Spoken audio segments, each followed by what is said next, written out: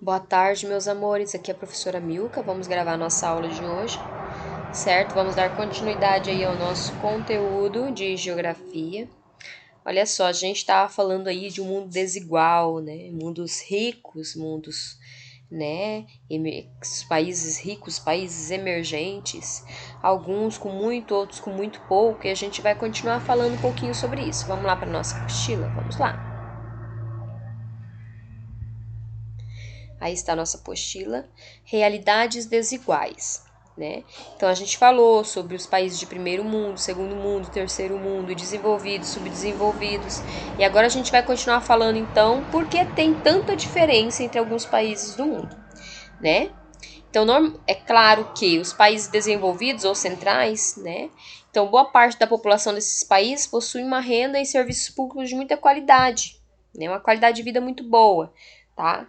E é importante ressaltar também que, em contrapartida, alguns países emergentes ou subdesenvolvidos, né, as populações passam por uma dificuldade incrível financeira, né, e um índice de pobreza muito grande, separando eles, então, por classes sociais. A gente vê aí, por exemplo, a imagem da favela da Rocinha, no Rio de Janeiro.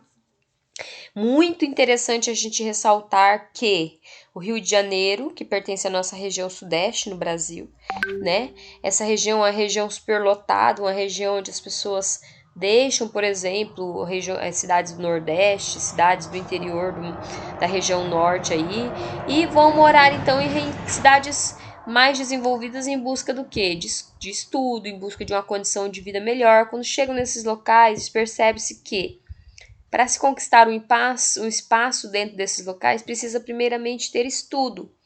E se deparam com uma realidade que eles não esperavam. Ficam então sem condições, desempregados, sem condições de voltar para o seu local de origem e passando necessidades numa cidade grande.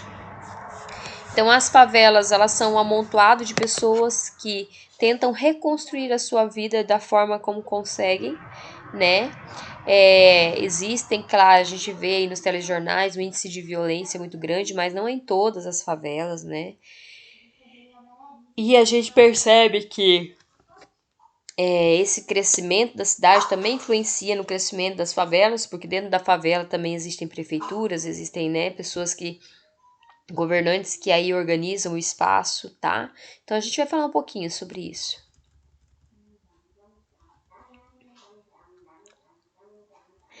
Sabemos que a colonização dos países tem muito a ver com o seu desenvolvimento econômico. Por exemplo, países explorados ou países com colonização de exploração, esses países tendem a ser países pobres ou emergentes, como a África, o Brasil. Por quê? Porque os povos que vieram colonizar esses países retiraram as riquezas desses países e foram embora, né, deixando somente os restos, certo? Enquanto países como Estados Unidos, Canadá, que tiveram sua colonização de povoamento, esses países então receberam habitantes para suas terras, né, que até então descobertas, e esses habitantes eles vieram para quê? Para construir uma nova nação, e fez com que esses países se tornassem tão grandes potências mundiais. Quando a gente fala do produto interno bruto, do PIB, a gente fala de tudo que um país produz de riquezas num período de um ano. Esse valor é calculado, e todas as entradas que o país recebe em dinheiro, esse valor é calculado no período de um ano, e através desse valor é que se consegue saber qual é o índice de desenvolvimento humano deste país, se ele é baixo, se ele é médio ou se ele é alto. Então o PIB ele é medido ano a ano e é o conjunto de todas as riquezas, né? Todo caixa, tá? Todo o capital que o país consegue produzir no período de um ano. E aí a gente tem aqui, ó, uma tabelinha dos PIBs, né? Olha lá, certo? Ó o PIB da China, né? 23,120, né? Bilhões aí, ó, né? Estados Unidos, ó. Lembra que eu falo sempre que hoje a China é a grande potência, que ela está à frente dos Estados Unidos, né? Nessa questão financeira, tá? Tá o Brasil lá em sexto. Nós sabemos que, apesar do nosso PIB, ele no nosso gráfico aqui, ele apresentar-se em sexto lugar, mas o nosso PIB no Brasil ele é mal distribuído, na verdade. Não é que o Brasil não arrecada, o Brasil arrecada muito, mas quando chega lá na mão dos nossos governantes, como a gente já tinha conversado na sala, esse dinheiro realmente ele se extravia e não vai para os locais onde deveria ir, certo? Aí existe uma variação dos PIBs, né, em porcentagem de um país para o outro. Então, por fim, o PIB é um índice que nos permite pensar em qual valor caberia a cada habitante de um país se a produção fosse dividida igualmente entre a população naquele ano, sendo então chamado de PIB per capita, então, a renda por pessoa, certo? Mas o PIB por si só não é capaz de informar se um país é rico ou não, porque o número da produção não explica as relações políticas e como o dinheiro é investido. Então precisa, claro, de outros estudos para fazer essa somatória. Como uma riqueza é produzida? Então a riqueza ela é produzida a partir do momento em que se tem o desenvolvimento dos setores da economia, que é o setor primário, secundário e terciário, certo? Então, o primeiro setor primário é o setor da matéria-prima, os produtos que vêm do campo, né? A pesca, a caça, o extrativismo. Aí a gente vai para o setor secundário, que é a indústria, quem produz, né? Quem entrega o produto pronto. Depois o setor terciário, que é o comércio, quem vende. E o setor quaternário, que seria os avanços tecnológicos, certo? Então, a área da telecomunicação.